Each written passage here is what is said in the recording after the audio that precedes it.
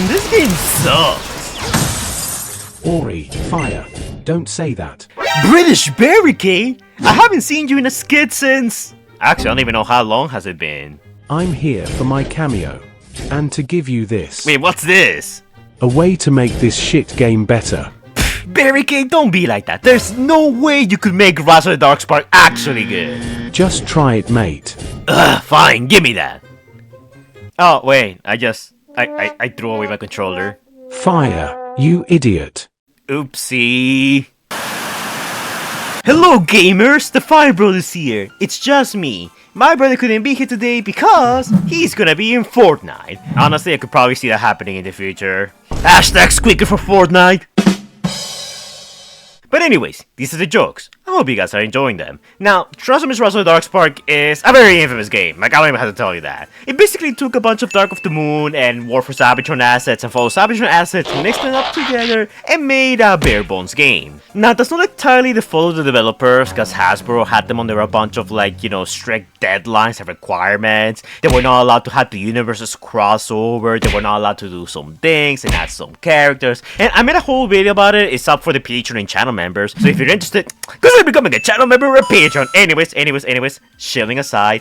So something I've been doing very recently is talk about Transformers projects. You know, Rise of Unicron, Transformers Fracture, and a few others. Something I always wanted to do, but I haven't gotten around to doing is covering Transformers games or Transformers mods that are made by fans. And this one actually caught my attention because, I don't know if you guys know this, but Fall of Cybertron and War for Cybertron, and even Devastation to some degree, are the Transformers games that are the most modded. They get the most love from the community. While there are a few others out there, like the Transformers the Game ones, and of course Rise of the Darkspark itself, which don't really get that much attention, which I think is kind of a shame. Because I think there's a lot of potential to make something good with these games, or at least like the main baseline of them. But anyways, going back to Rise of the Darkspark. Rise of the Darkspark is a game that I personally hate, and I don't even hate it because I think it's like such a travesty and it's like so awful and stuff like that, like some people like to say. No, instead, allow me to set the scene. So there I was, less than 5,000 subscribers during my early YouTube days. And you know, I started streaming Transformers Rise of the Darkspark, playing it live,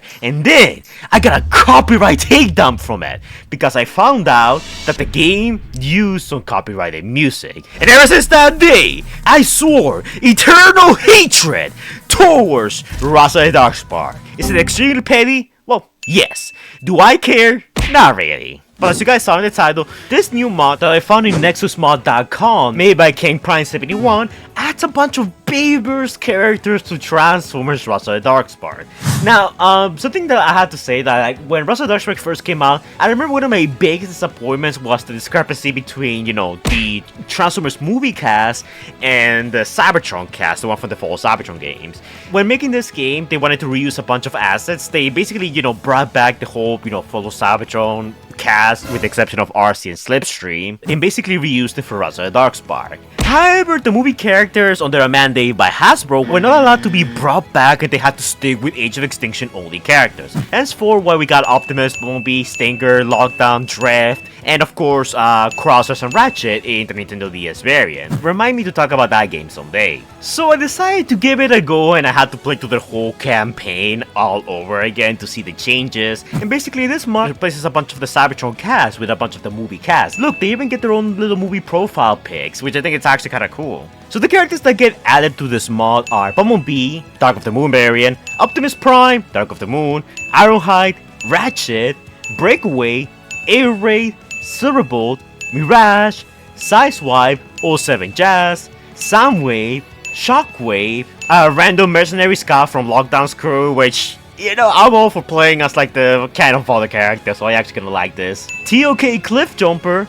Dark of the Moon Warpath, Starscream, and Transformers Online Blackout, funnily enough, which I think that's probably one of my favorite ones, my favorite addition to the game. And the guy who published the mod in Game Nexus is still updating it to this day.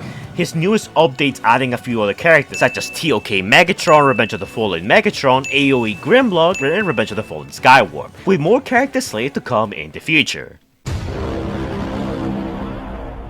To install, it's actually pretty simple. All you have to do is install TFC installer, have Rise of the Darkspark available. Then you download this mod, open TFC installer, look for the Rise of the Darkspark game, shop this folder in, update it, and voila, you got it. So overall, when it comes to installing, it's surprisingly very easy. Hey, if a dummy like me could do it, you totally can.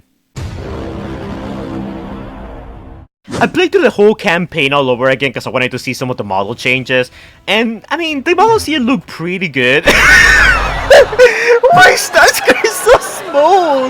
Little baby man, look at him! Little baby man, little baby man. The best thing about playing with this mod is seeing how some of the in-game cutscenes change depending on the characters you're using. I do have some nitpicks here and there, like some of the characters, of course, is they're basically, you know, just character texture swaps. Some of them don't have their own unique animations. So unlike Dark of the Moon, where Sideswipe used to slide in with his weird four legs, in this game he kinda just walks, which looks very weird, and also his little like energon swords don't come out unless you're sprinting, which it looks a tiny bit off.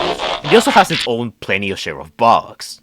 Look what happens when I transform. I am... Oh jeez, Bumblebee, are you feeling okay? Blood looks like he had one of the power-ups on Dark of the Moon all over again. Anyways, did you ever wonder how it would look like if you were to kill Movie Ironhide by shooting him in the nuts?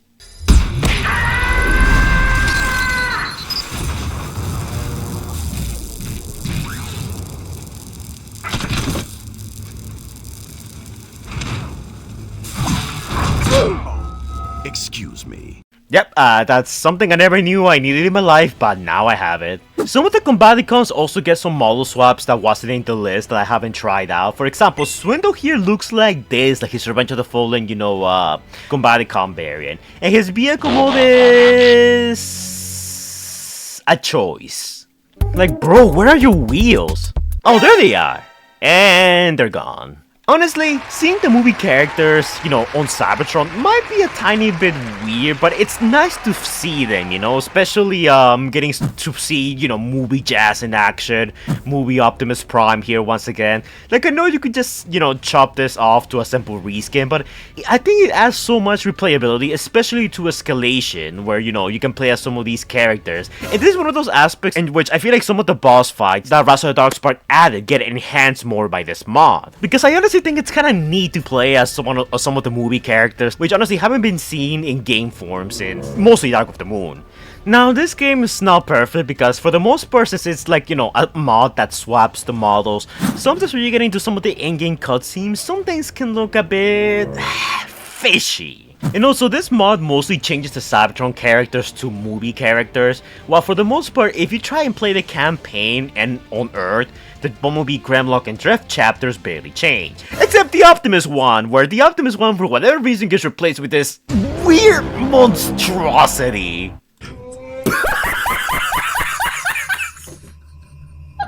But overall, if you install this mod, you're probably gonna use it to like play Escalation mode the most, because that's kind of what it was made for. And unlike Dark of the Moon and War for Cybertron, which has like the PvP aspect, this is a PvE game. So if you do want to play as some of the movie characters and just go to town against waves and waves of enemies, you know, this is the perfect mod to make Escalation feel a tiny bit more interesting. For the most part, the movie models actually do blend in quite well into the Rise of the Darkspark environment. Mostly because, you know, Rise of the Darkspark itself is a huge, you know, asset swap. So most of the characters here blend in really well. There are some like small size discrepancies, like here Warpath should be bigger, Starscream shouldn't be this midgety. And some models do have some little problems with the textures, such as this Aerobot, Skywarp, and a few other characters that look a little too shiny, but that's just because Rise of the Darkspark, I don't know, went to town with the shininess. It's honestly really weird if you ask me. But the novelty of having some of these characters, you know, having them interact in the story, and being able to use the for Escalation mode, I mean, I think it's actually, I honestly think it's actually kind of fun. And makes a once forgettable game kinda good. And I say kind of good, because look, Resident Darkspark, the problem with it, and I think the problem that most people have, and myself included, is that it reuses assets. Like, it doesn't feel original. Just, you know, just play War for Cybertron, or just play Follow Cybertron, or even Dark of the Moon if you have that available. But this mod adds some more spice, some more life to Resident Darkspark, which, I'll be honest, I think it does escalation mode actually surprisingly well. You could even argue it does it a little bit better than Follow Cybertron. I'm not sure if I would go as far as to say it's better than War for Cybertron escalation mode, but it's still very fun. And I would say I was pretty entertained by playing this. Like, the novelty of playing as a bunch of these characters against a horde of all of us on this house was actually genuinely fun, especially when you get to the boss fights where the models also swap. So in my opinion, would I recommend this mod, and should you play it? I would say yes. If I were to give it a score, I'll probably give it like a strong 7 out of 10. It's not bad, and the game did crash in a few occasions, but that could just be my Resident Darkspark copy, because in some other occasions that didn't happen, and the game just flew smoothly when it came to playing the campaign from chapter to chapter. And besides some of the little, like, you know, weird textures of some of these characters, for the most part, it's a pretty solid mod that I feel like it adds a lot of life to pretty lifeless and repetitive game. So good job, King Prime 71. You earned the Fire Brothers seal of approval. You did it. Good job. I can't believe it. I'm proud of you. But yeah, guys, that's pretty much it for this video. I've been talking a lot about fan projects and stuff like that, but something that I haven't gotten around to talk about will be fan mods for some already established Transformers games, or I could even do some, like, you know, whole new games made from scratch, like Transformers Crossfire, you know, before it got taken down, and a few others. If this is a topic that interests you and you guys would like to see me do more of it and even explain how to install some of these, let me know in the comments down below and hit me up with a like. That also helps out a lot and is something that the algorithm likes so much. But yeah, guys, what do you guys think of this mod? Is it good? Is it bad? Do you think this makes Dark of the Moon better? Do you think it doesn't help at all? What other mods would you like me to see me cover in the future? And if you have played this mod, which one of these characters is your favorite? I would honestly have to say, I think Breakaway was my favorite. Well, mostly because Jetfire's, like, you know, kit that he has is already pretty solid. I just find him the most fun to play. But surprisingly enough, when I was playing the campaign, his animations blended in with Jetfire surprisingly well. He didn't have that many issues going for him. Comedic Gold Award goes to Starscream, who just gets turned into a little baby midget in this one. I just think that is hilarious. And of course, as a huge Bayverse fan, this puts a smile on my face. But yeah, guys, that's pretty much it for this video. Hopefully you all enjoy. As always, don't forget to like, comment, and subscribe. Do the annoying YouTuber stuff the algorithm likes so much. And I will see you guys in the next video. Stay safe, guys!